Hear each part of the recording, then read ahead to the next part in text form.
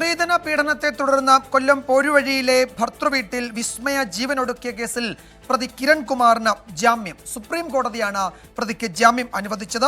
ഉപാധികളോടെയാണ് കോടതി ഈ ജാമ്യം നൽകുകയും ചെയ്തിരിക്കുന്നത്. ശിക്ഷാവിധി മരവിപ്പിക്കണമെന്ന ഹർജി കോടതി അംഗീകരിക്കുകയായിരുന്നു. നിയമ പോരാട്ടം തുടരും എന്നാണ് വിസ്മയുടെ സഹോദരൻ വിജിത്ത് 24നോട് പ്രതികരിച്ചത്.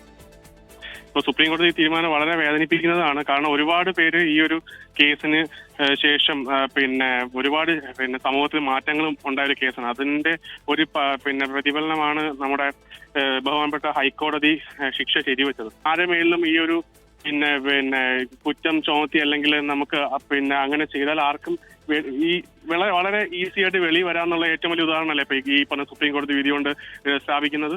ഇത്രയും വലിയ തെളിവും ഇത്രയും വലിയ സാക്ഷിമൊഴികളും എല്ലാം ഉള്ള കേസിലാണ് ബഹുമാനപ്പെട്ട സുപ്രീം കോടതി ഈ ഒരു വിധി വന്നിരിക്കുന്നത്. തീർച്ചയായിട്ടും ഞങ്ങൾക്ക് കഴിവിന്റെ പരമാവധി ഞങ്ങൾ ഇതിന് എന്താണ് നിയമസഹായം സാധ്യമാവുക എന്ന് ഞങ്ങൾ ട്രൈ ചെയ്യും. ഡൽഹിയിൽ നിന്ന് ആർ അച്യുതൻ വിവരങ്ങൾ നൽകും. അച്യുതൻ, എങ്ങനെയാണ് സുപ്രീം കോടതി ഈ വിധിയിലേക്ക് എത്തിയത്? ഈ ശിക്ഷാവിധി മരവിപ്പിക്കുന്നതടക്കമുള്ള ഈ ഹർജിയിലെ ആവശ്യങ്ങൾ അനുവദിച്ചത് ഏത് സാഹചര്യത്തിലാണ്, ഇത് പശ്ചാത്തലത്തിലാണ്?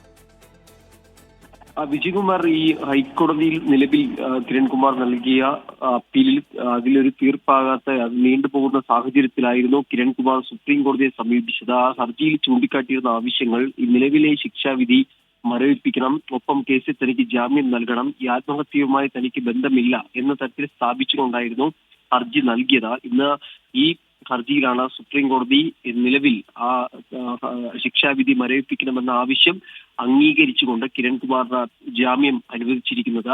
ആത്മഹത്യാ പ്രേരണ കുറ്റം നിലനിൽക്കില്ല എന്നായിരുന്നു കിരൺകുമാറിന്റെ വാദം. പക്ഷേ ഇതിൽ ഉപാധികളോടെയാണ് സുപ്രീം കോടതി ജാമ്യം അനുവദിച്ചിരിക്കുന്നത്. അതായത് അഭിമുഖമോ കേസുമായി ബന്ധപ്പെട്ടിട്ടുള്ള ഒരു പ്രസ്താവനയോ നടത്താൻ പാടില്ല എന്ന കർശന ഉപാധികളോടെയാണ് കിരൺകുമാറിന് ജാമ്യം നൽകിയിരിക്കുന്നത്. ഈ ശിക്ഷാവിധി മരവിപ്പിച്ച സാഹചര്യത്തിൽ നിലവിൽ കിരൺകുമാറിന് അതിലൂടെയാണ് ഇപ്പോൾ ജാമ്യം ലഭിച്ചിരിക്കുന്നത്. ഹൈക്കോടതി വിധി വരുന്നതുവരെ, ഹൈക്കോടതി ആ അപ്പീലിൽ തീർപ്പ് കൽപ്പിക്കുന്നത് വരെ ആയിരിക്കും ഈ ജാമ്യത്തിന്റെ നിലവിൽ സുപ്രീം കോടതി നൽകിയിരിക്കുന്ന ജാമ്യത്തിന്റെ കാലയളവ് എന്നാണ് നമുക്ക് മനസ്സിലാക്കാൻ കഴിയുന്നത്. അങ്ങനെ കർശന ഉപാധികളോടെയാണ് കിരൺകുമാറിന് ജാമ്യം അനുവദിച്ചിരിക്കുന്നത്. എന്നാൽ ഇതിനെ തന്നെ സംസ്ഥാന സർക്കാർ എതിർത്തു.